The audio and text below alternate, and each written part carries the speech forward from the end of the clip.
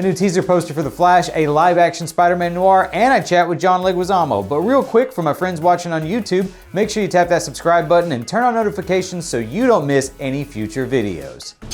Oh, hi! It's the best geek news.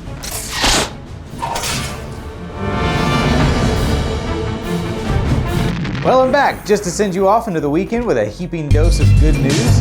Can't wait. Today, Warner Brothers dropped a teaser poster for The Flash that doesn't feature Ezra's face ahead of the trailer that's dropping at the Super Bowl. According to Scooper Grace Randolph, one of these three previous Batman will be popping up at the end of The Flash and will be returning as Batman in the DCU moving forward. This is why Superman works alone. Alright, Christian Bale's the obvious choice of the three to return, which admittedly would be pretty awesome, but I would expect James Gunn to debunk this at any time now if it's not true. Well, money talks and bullshit walks. A nearly 4-minute trailer for Fast X has been released.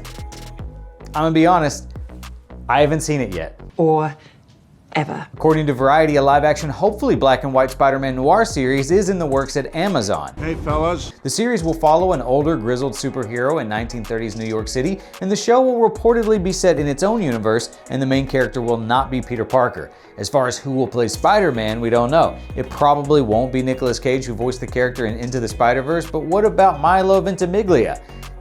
He voiced the character for the Ultimate Spider-Man series. That's what I'm getting at. Some hero.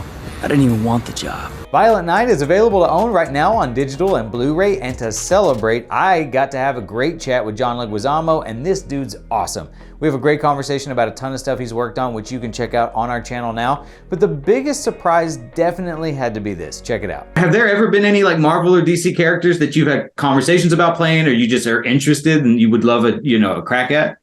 Oh, here's another one from my future autobiography. I was supposed to be the Vulture instead of what's his face, and Michael Keaton, is that? Mm-hmm.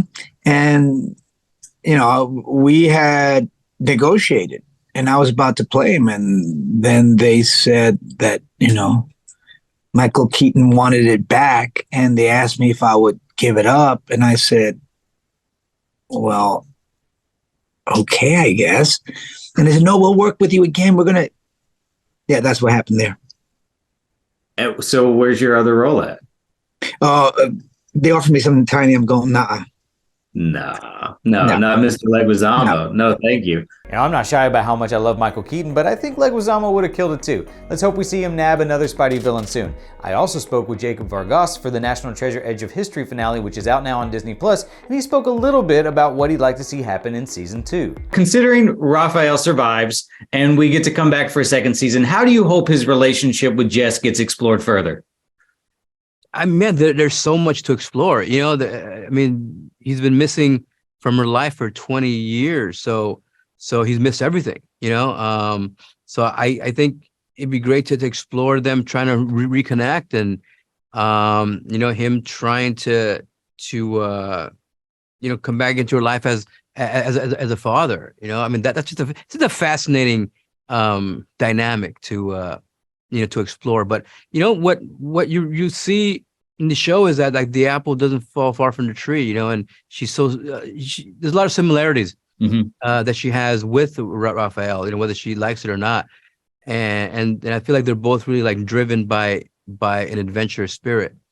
So it'd be great to see them explore, their great minds and clue solving skills to find other treasures. Yeah, that'd be great to see. And that's that for Friday. Make sure you guys like the video. If you haven't already, drop a comment if you got thoughts about anything we talked about today. And most importantly, have a great weekend. All of the stories in this video came from articles written on ComicBook.com, so if you'd like to read more about some of today's news with your own eyeballs, feel free to head over to ComicBook.com, where we work 24/7 to keep you up to speed on all the latest. You can also follow us on Facebook, Twitter, Instagram, TikTok, all that good stuff, all of which are linked below.